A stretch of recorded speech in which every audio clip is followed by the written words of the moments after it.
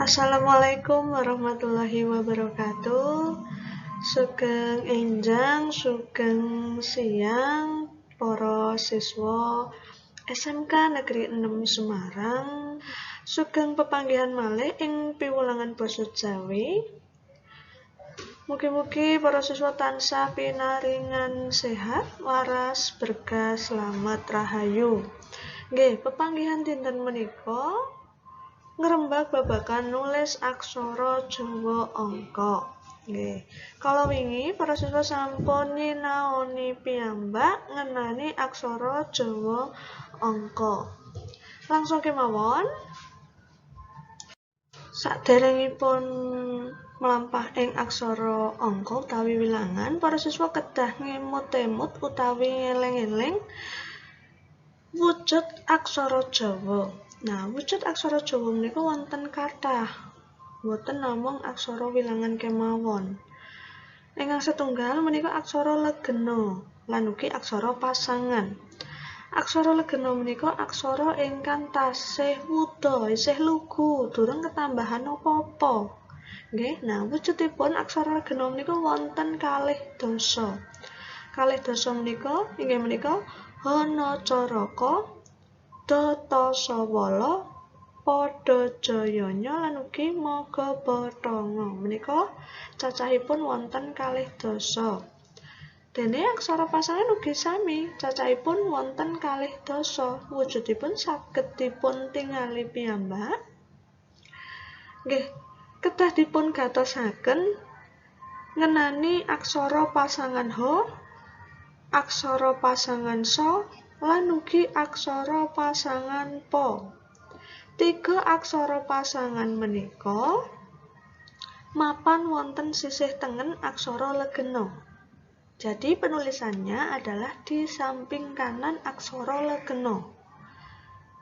Ingkang sanesipun aksara pasangan ha sapa menika panyerautan wonten ing ngandhapipun aksara legena. Jadi, selain tiga aksara pasangan tadi, penulisannya adalah di bawahnya aksara legena. Ngoten nggih.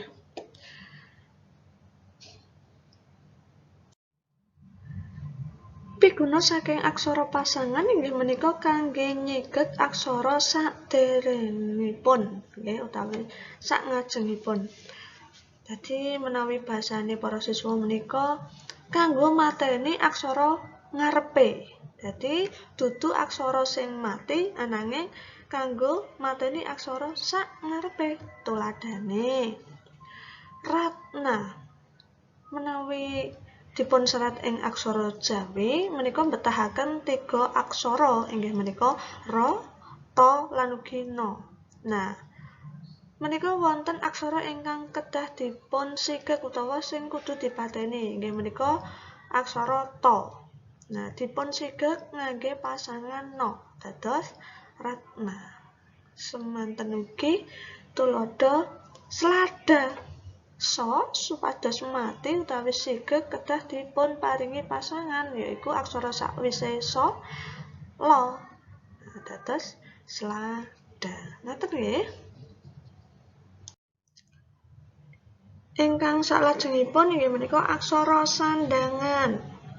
Aksara sandangan menika wujudipun wonten kathah inggih menika wulu, vokal I, suku, vokal U, taling kangge vokal E, pepet kangge vokal E, taling tarung kangge vokal O, lajeng layar menika konsonan R utawi kanggo sigekan R utawi patenan R, lajeng wiknyan menika kangge konsonan H, cecangak kangge muni eng, pangkon menika kangge mateni utawi nyigek ingkang pungkasan. Menawi wonten tengah-tengah menika ngginakaken aksara pasangan nggih. Menawi wonten pungkasan utawa akhir kalimat, akhir kata saged ngginakaken pangkon.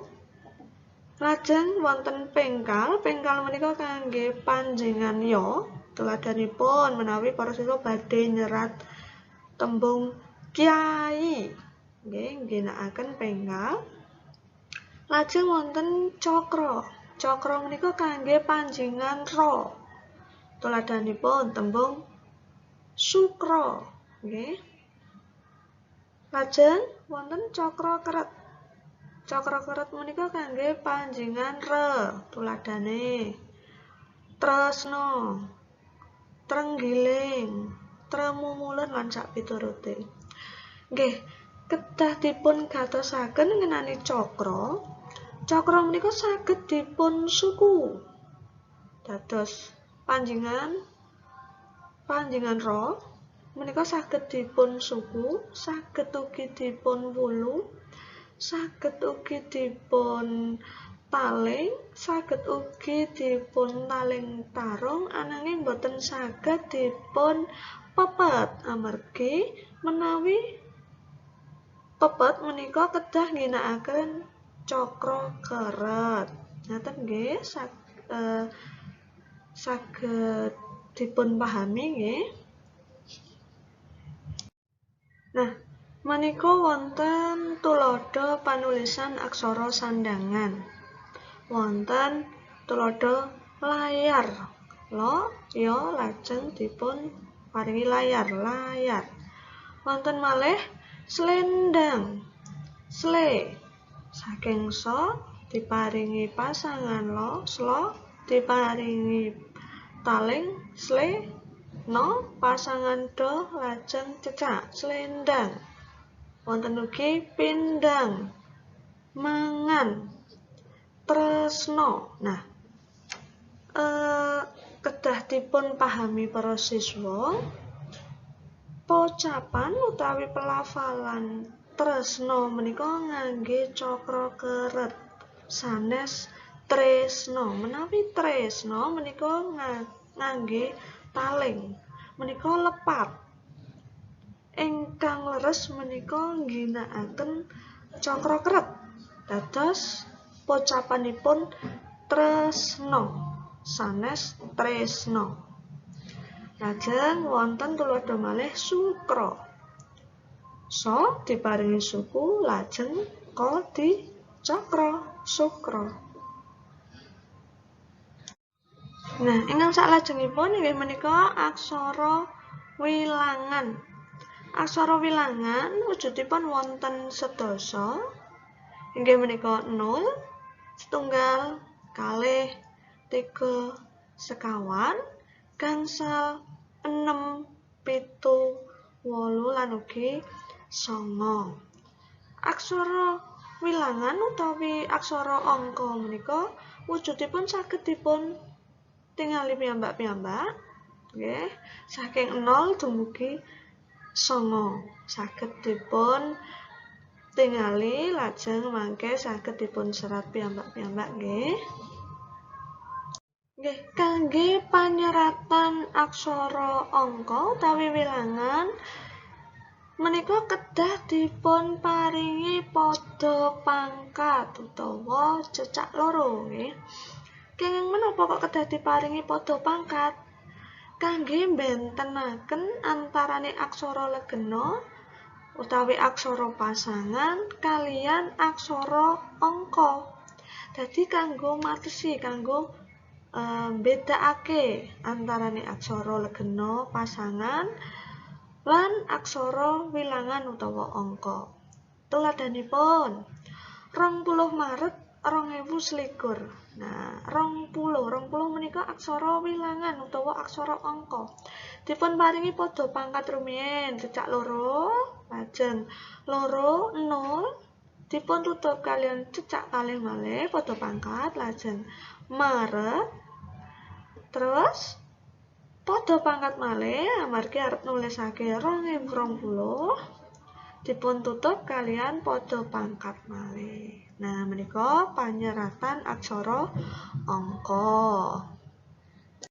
Tantunipun para siswa sampun paham nggih, sampun mangertos panyeratan aksara Jawi angka.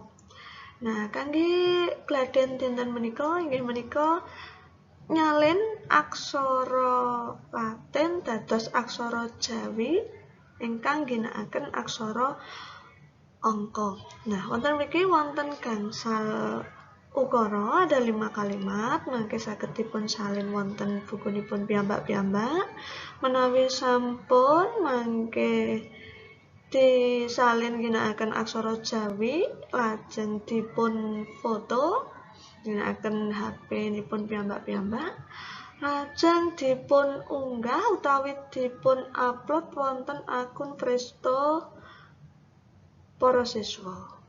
Mekaten nggih pepanggihan dinten menika, mbok pilih wonten klenta-klentunipun atur, wonten tumindak ingkang kirang susila, kula minangka guru basa Jawi nyuwun gunging samudra pangaksami.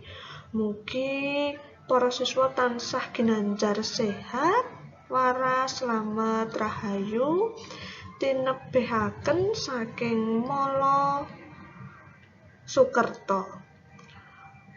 Ampun kesupen tansah njagi kasarasan kanthi cara asring pijik, ginakaken sabun, ngangge masker menawi medal saking dalem, lan ugi jaga jarak aman. Sugeng siang, wassalamualaikum warahmatullahi wabarakatuh.